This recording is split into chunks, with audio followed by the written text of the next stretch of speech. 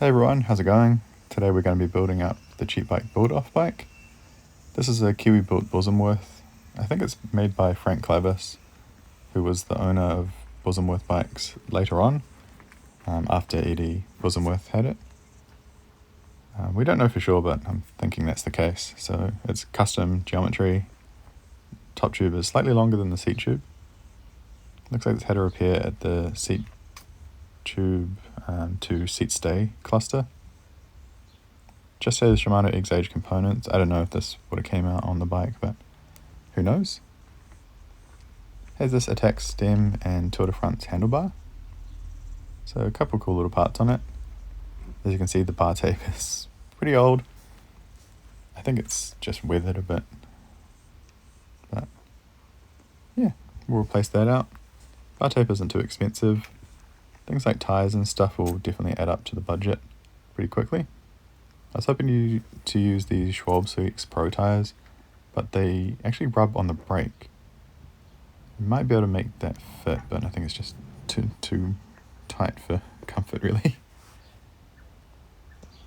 So we'll keep these handlebars and most of the components on the bike. I really want to change out that seat because it doesn't suit the bike at all. And just tidy up the frame and stuff.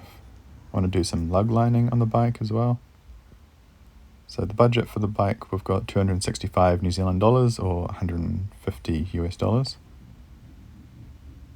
Yeah, hopefully it's not really essential to change that seat, but hopefully we can have the budget for it. The rear tyre is pretty cracked and this rear gear cable is pretty busted as well. It shifted okay, it was kind of just a bit taut, so there was like some binding in it. Do want to change out those pedals as well, either to some like SPD cleats or just some flat pedals. If we can fit it in as well, I want to change out this front wheel. I've got another silver Mavic that's just sitting around. It's a different profile to the rear wheel, but it should look a bit better just because it's matching colour. So before we strip the bike down, we need to see what components we need to replace and what ones we can reuse. This chain is pretty far gone, so we'll probably replace that. I think we can get a chain for pretty cheap, 26 like at the most. We should be able to get one for a little bit cheaper than that though. I'll do some searching and stuff. Bartape's $15 for the one that I want on it. So I've divided my list into essential and then optional. So things like the seat, it's not really essential that we replace that. Kind of want to put some riser bars on the bike. I've got this Nitto kite hanging around that I swapped off the Clydesdale build. And also like the silver front wheel and stuff. It's not really essential, but if we've got the budget, I'll do that. Checking out the cables, we definitely need to replace the cable inners. Pretty crusty front and back.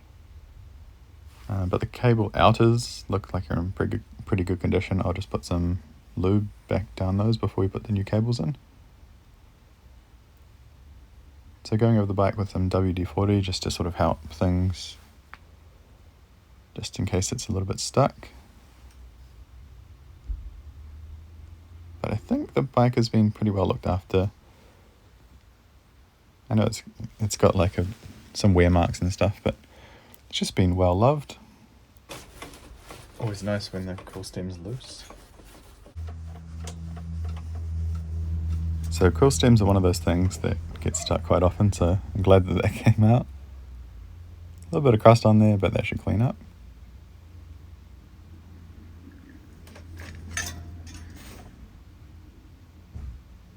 I've actually had front brakes get stuck every now and then.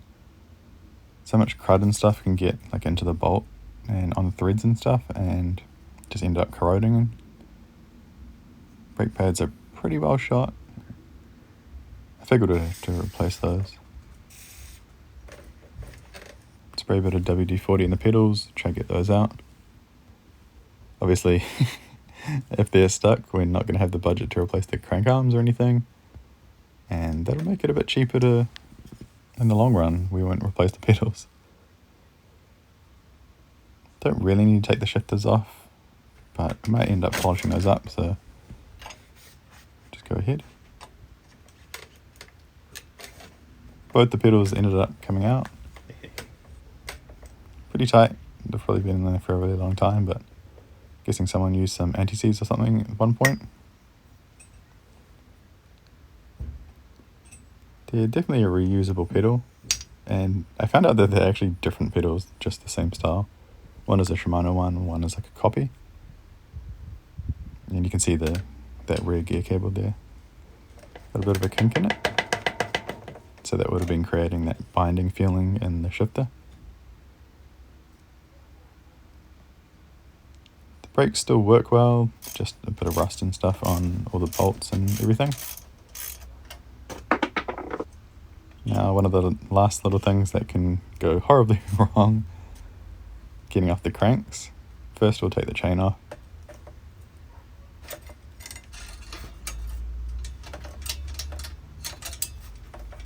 I tend to use like a little bit of WD-40 and then use my chain breaker. I know some people just cut chains off, but there's a few gouges in this rear derailleur. I'm hoping we can sort of clean these up a bit. Also, the barrel adjuster is just broken off and stuck in there. Yeah, we'll just drill that out.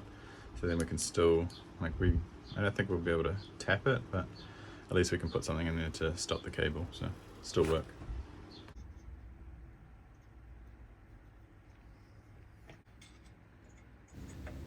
I didn't think these axle locators would be free. They get stuck so easily. This one on the non-drive side was actually bent as well. So now we'll go through and try and get the cranks off. Hopefully we don't strip the threads or anything. Hopefully the tapers aren't completely seized to the axle. Oh, that felt good, that felt good.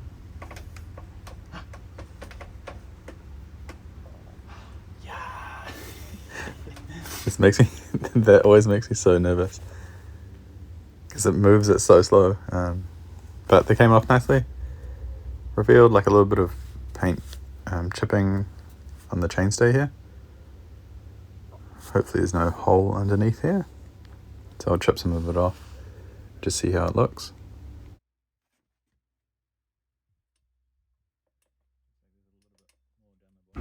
So luckily I couldn't find any holes here. Sometimes with chain suck and everything, it sort of wears the chainstay thin. They normally do. And even on the top here, with like excessive chain slap and stuff, it can create a lot more rust. But yeah, no holes, and both the crank arms came off easily enough. Don't know if you can hear that, but the bottom bracket isn't as nice as I thought, so we might have to try and find a replacement. So I don't know if we'll have enough budget left to replace the bottom bracket. We might be able to service it. I've seen some people replace the bearings and bottom brackets as well. I haven't done it before. Hopefully the bearings actually come off the spindle if we need to do that, but first we got to get the bottom bracket out, otherwise we can't do anything about it anyway. You can... Got my... Nah, fuck no. We'll get the frame on the ground and try again. Wish me luck. Okay, now it's upside down. Because I'm heavier than I am strong, so... Oh, fuck. This isn't looking good, guys.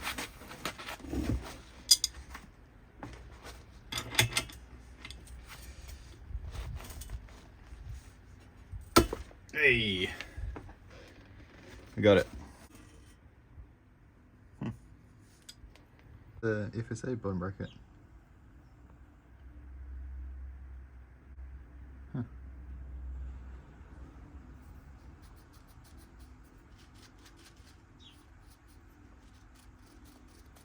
It's definitely this bearing that feels worse than that one.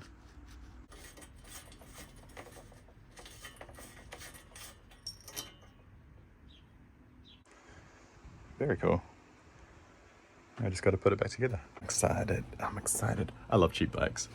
Cheap ship bikes are the essence of why I started this channel. So with the bottom bracket, just loosening the vise, just give it a few taps and those threads pop off. Then we'll check under the seals here, see what it looks like. This side kind of looks contaminated. So we'll soak that in some degreaser, flush it out, and see if we can put some new grease in, see how it feels. So we'll leave that soaking for a bit. While that's soaking, we're going to go and do some lug lining on the bike.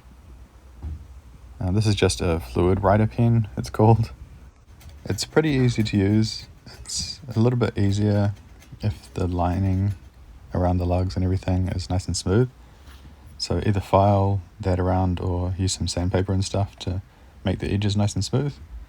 And then it's really just about the consistency of the paint. So you can thin it down a little bit to make it flow a bit faster. You want it not to flow too fast, but not too slow either. Just test it out like on the bench with some paper or something like that.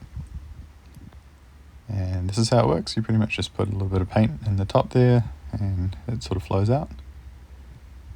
Pretty simple. Within the little details of the lugs, I didn't know whether to fill them in or just do the outlines, but it ended up looking nicer with it all filled in, so that's the way I go. So now it's about time to evaporust everything. So the front derailleur needs pretty much soaking the whole thing. The rear derailleur just needs a couple of bolts and stuff evaporusted. And the brakes definitely need like a lot of work. Heaps of brake pad wear. Yeah, so the brakes I'll pull apart. You could just, in theory, just throw the whole thing into evaporust, but I want to go ahead and clean it. The more dirt and stuff you put into evaporust, the worse it is. Like, it doesn't last as long, so I'm going to strip it all down and just put the things that we need to take the rust off into the evaporust. So everything came apart just with a little bit of WD-40. You can see the brake spring here has a little bit of rust on it, but that should clean up. Not too bad. There's some pitting on some of the washers and stuff, but all perfectly usable. So that's the brake all taken apart.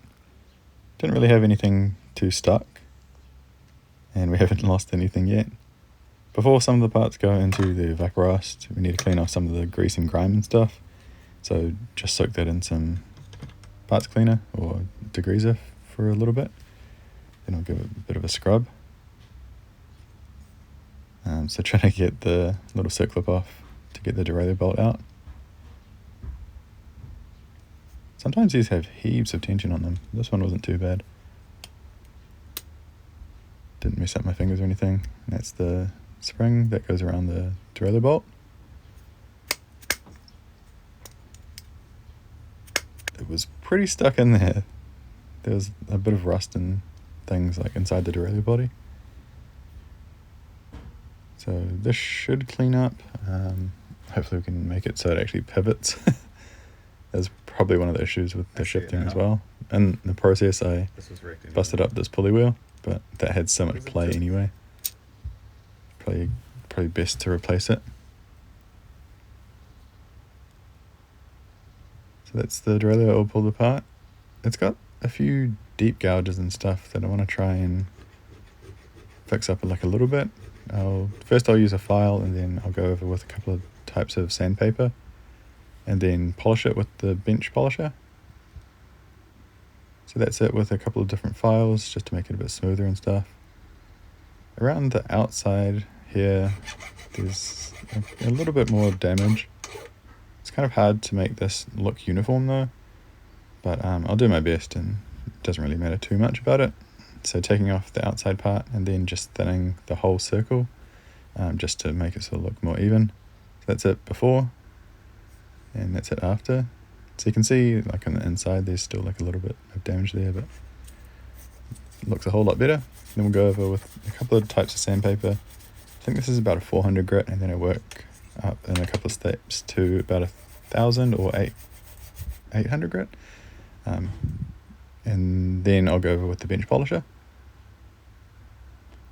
It's looking a whole lot better. I really just want like a uniform finish, just to get rid of some of those file marks and everything. Doesn't need to be too perfect though. It's really easy to get carried away when fixing like these marks and stuff.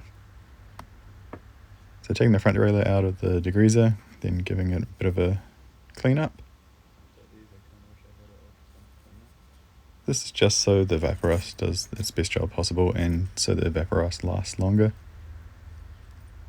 And then I'll use some isopropyl alcohol just to get rid of any last little residue. Then putting everything into a jar of the evaporust. It's best to use like a jar or something that you've got a lid for, so then you can seal it overnight, because it sort of does evaporate in its namesake anyway. Pretty much putting the whole front derailleur in, because the band itself is steel, or at least half of the band is steel. Then just some of the brake springs and brake bolts and stuff. That's the rear derailleur bolt.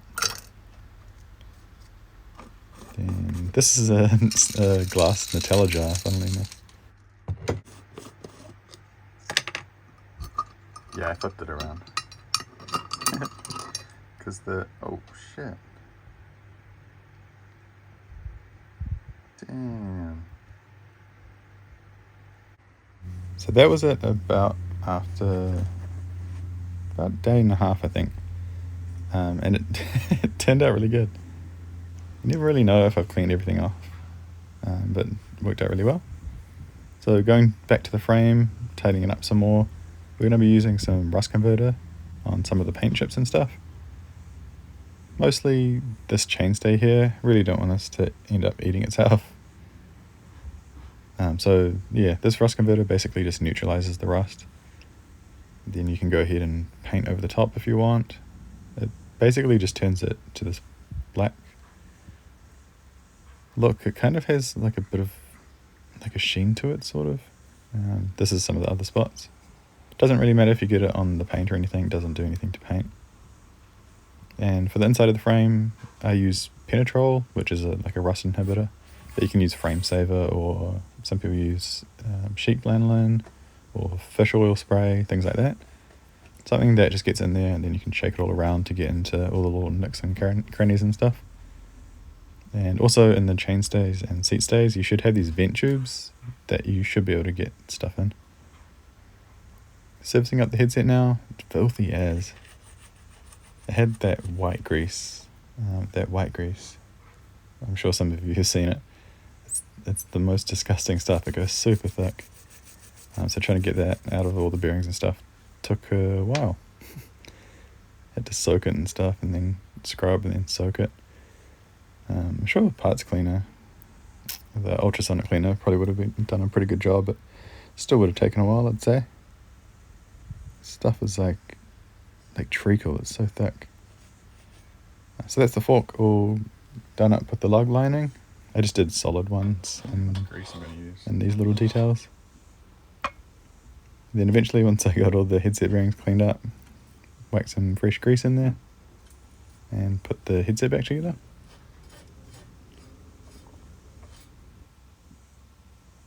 So this headset did have the washer that has the little locating nub on it. I always take those off. They damage the steer threads like so many times that I'm surprised that this one actually worked, but I've taken the nub off anyway, just so it doesn't get stuck for myself or someone else in the future. Can you hear that? Well, it ain't pretty, but it's gonna steer. So those headset bearings were in pretty bad shape. If I probably could have looked into the budget and then just found some extra ball bearings and did like a loose ball setup. That probably would have worked better. I think I'll go back like after this video when I change out the group set, and I'll put just some loose balls in there. That should run a bit smoother. What? So now we've got the stem and handlebar back in. We're going to take off this disgusting old bartape. It's just turned to like powder. Disgusting. It's just tearing and this is not coming off smooth.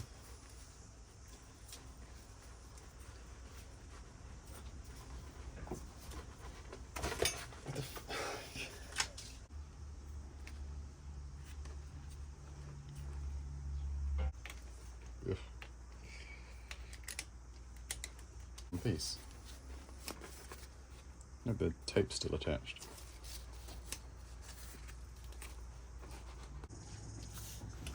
So eventually we got the old bar tape off, and then there was just a whole bunch of tape residue.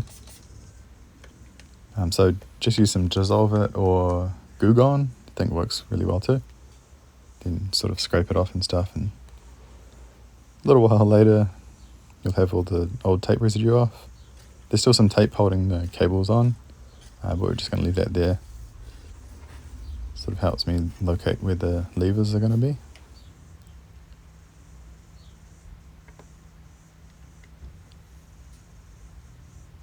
Everything came out of the evaporust, looking pretty good. A couple little spots here of where the rust is sort of pitted through the chrome, but nothing too bad. Just got to clean up the brake calipers themselves now and then reassemble everything. And that pink bottle back there, that was just some isopropyl alcohol. Again, just to get rid of some residue and stuff, so there's not that Dissolve It and tape grime and stuff. Dissolve It is quite oily. It's basically just like a citrus oil that breaks down, tape residue and stuff.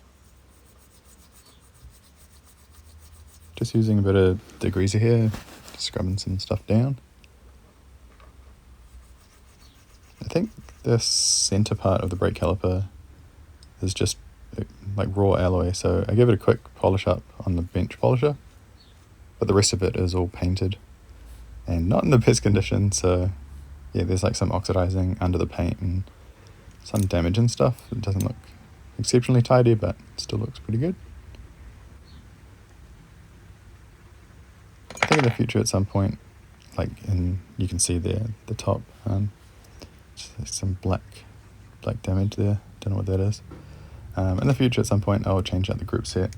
I was hoping to find some unspeed derailleur parts, but I've only got a couple little things, so I don't know if I'll go with that in the future, or I quite like the look of the Shimano 600 Arabesque group, but the cranks are flexy, and I don't know if I'll use that group. But so jumping back to the bottom bracket, that's been soaking and I've replaced the grease in there, but that bearing still doesn't feel good, so I found some replacement bearings. So this is actually the old race off one of the bearings. I pulled it apart, so we can use that sort of like as a bearing press, and we can tap that down nice and evenly, because that'll be a snug fit on the spindle itself. So got one side on, then we'll put the spacer in between the two, and just using that that race again. Crown race just rolls off the tongue. Using that bearing race and pressing the other one on. Just 2 more little whacks and that'll be in place. And that feels so much smoother. That's like buttery smooth. So then we can put the bottom bracket back in. So this ended up cheaper than just replacing the whole bottom bracket.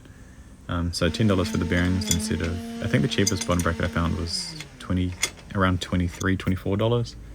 But most of them were hovering around 28, depending on like what width and stuff you needed. So this worked out a better alternative, I'd say.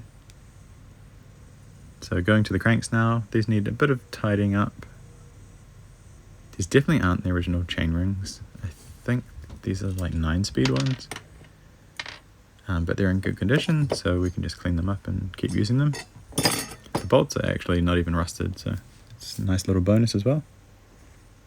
Just a bit of grime and stuff in the backs of the chain rings. I think we'll polish up these cranks as well. I don't want to go too hardcore because I try and make the cranks match the stem. But to test them, we're just going to do some autosol on the non-drive side. Pretty sure that these aren't anodized, so they should polish up. But I always test it on the non-drive side, just in case. Polish doesn't really do anything to anodized cranks, but yeah. So it looks like they will polish up. So even just with autosol, they came up a little bit nicer, but these are quite heavily oxidized, so we're going to hit them on the bench polisher. I was just testing, just hand polishing, just to see how it would look. I kind of did this first. Then just the big buffing wheel, a little bit of polishing compound, and then few minutes on the bench polisher.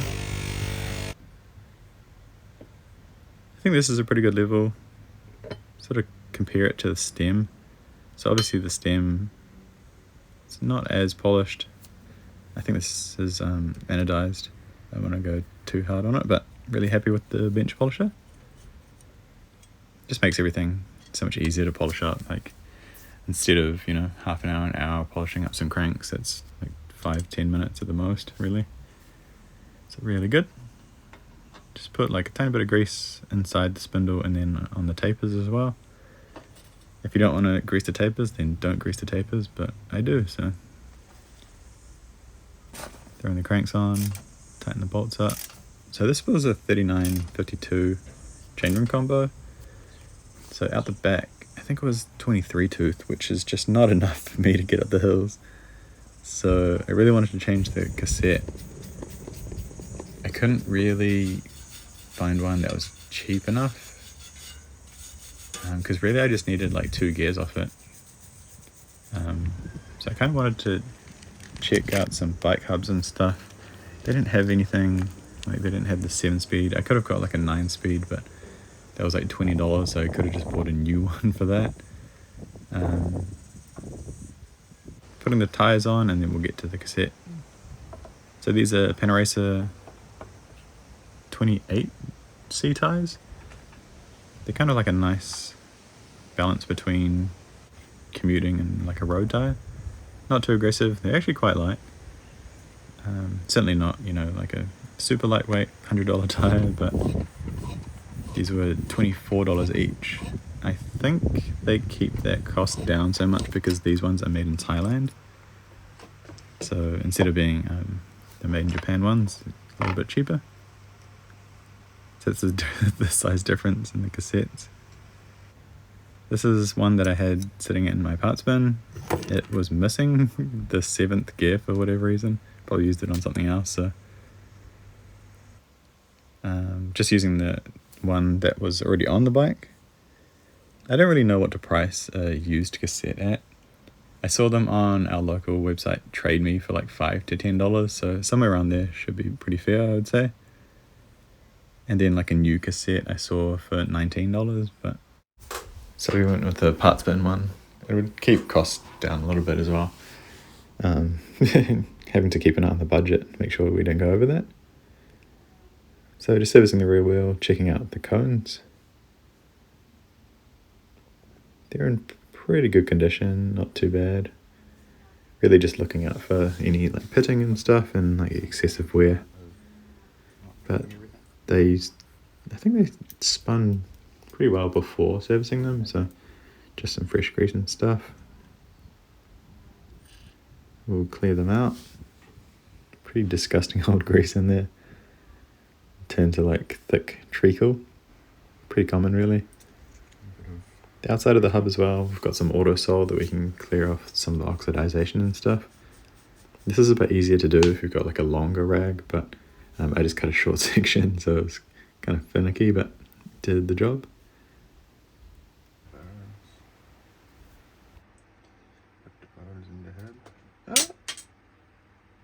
There's no way.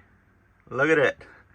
If it went like 3 centimeters that way, it goes under the house and into the abyss. Come on. Yes!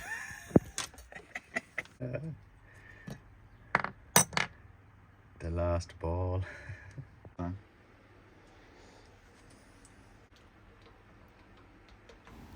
Wouldn't be a bike restoration without dropping one of the ball bearings.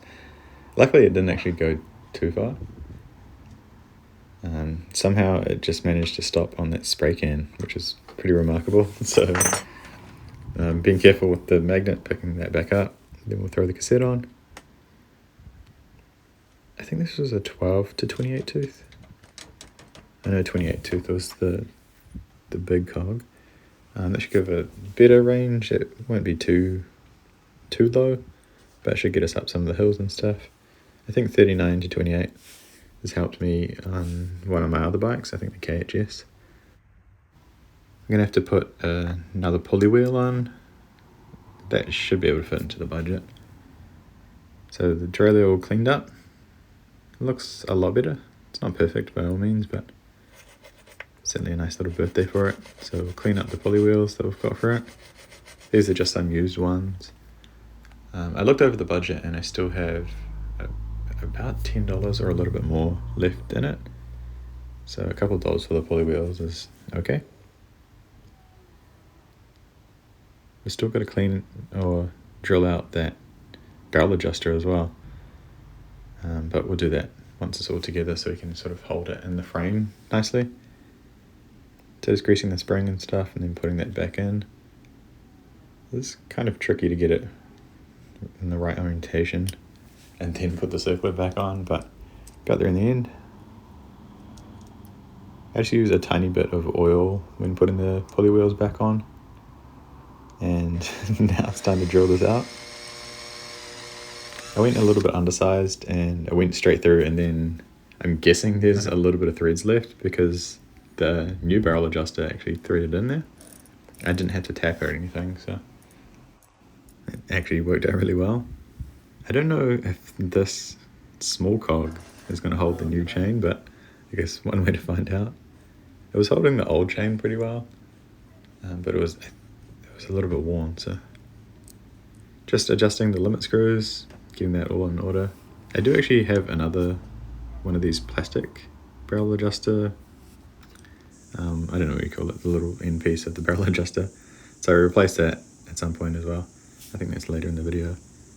The pedals we've got for the bike, I actually bought these black ones, but I swapped these silver ones off another bike of mine, because I think the black suited that bike more and silver would look better on these.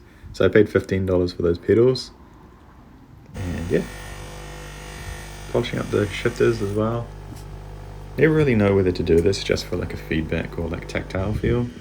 I obviously don't want the shifters to be too smooth, but polishing them up, it's not really going to change it too much. I think if it was brake levers,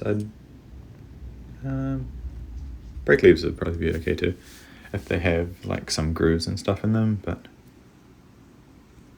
yeah, I'd say if they're just smooth, then I probably wouldn't polish them. Replacing the cables now. There's a guy on Trade Me called Bob's Bike Bits who I get cables and stuff from. He does some stainless ones and even galvanized cables if you want to be a little bit cheaper. But the stainless ones are still really good value, so I got this gear cable from him as well. It was pretty cheap too. I'll go over the pricing of things at the end of the video. It's getting so close to the limit of the budget. Everything just adds up so much. If I got some used tyres or something, I'd probably have a little bit left there. But I still don't think I would have enough to fit in that riser bar. But yeah, maybe if I didn't get the seat or something, I don't know. But I really wanted like the brown seat and the brown bar tape that we're going to put on the bike, so yeah. Just making some little sacrifices and stuff. Getting the cables all dialed in now. We're just setting this up, friction shifting. So pretty easy, just set the limit screws and then pull it through the gears. Then we'll have to like adjust the cable tension from there, like once things sort of set into place. It's shifting all nicely in and out of that small cog, so hopefully it doesn't skip too bad under power, but see how it goes. Still got to chew this rear wheel a little bit, but we'll get the rest of the cables all dialed up.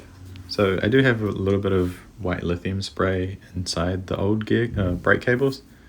This is just to make them like run a bit slicker, because the old ones were, we're not replacing the cable outers, so a little bit of spray lube should keep them going for a while. Fitting the brake pads. These are pretty generic brake pads from Bob's Bike Bits on Trade Me as well, so super cheap. It's not like the separate pad holder with the pads. They should work pretty good though. Not as nice as Cool Stock pads or even like a Shimano replacement, but they'll do well. One of the last things, I want to tidy up this seat post. It has this weird sticker on it, and I'm thinking someone cut it down at one point because the end of it is like a little bit wonky, but it's got some rust on it, so we're going to clean that off. The rust is just from transfer from the seat tube. It's obviously an alloy seat post, but it looks disgusting. And yeah, cleaned up a bit. So I just use this grey Scotch Brite pad. You can get these at Bunnings and stuff like that. It's just called like a metal finishing pad.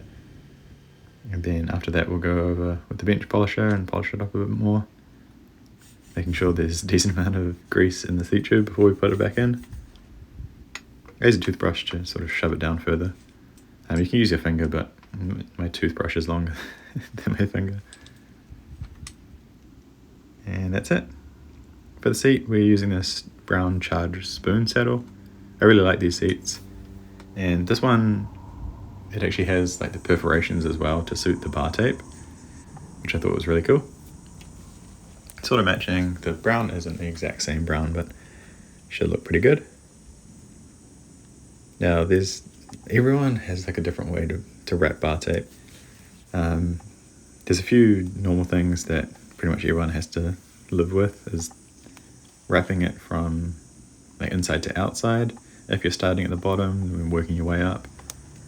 There's a bunch of different ways to go around the brake levers if you're running drop bars. I tend to just use like a little bit of extra to go over the band and then like wrap around in a figure eight. This is not that way, this is like a different way. And there's so many different ways. But this uses extra bar tape, so I don't normally do this way when I'm rocking like wider bars and stuff. This is another way as well. It works really well. It's nice and tidy and it covers up everything, but it's just a bit more wasteful, so I don't normally go this route. It also kind of looks like a bit chunky, so yeah, don't normally go this way. But then going around corners and stuff, just make sure that on the outside of the bend you're creating more space, and on the inside it's a bit smaller, so you're just going to kind of go like uniform, then leveling out to the straight part, just keeping it nice and even. Then once you get to the end, you just want to cut straight at the handlebar. It normally takes me a couple of tries to get this in the right position, but that's all done. That's the bike all finished.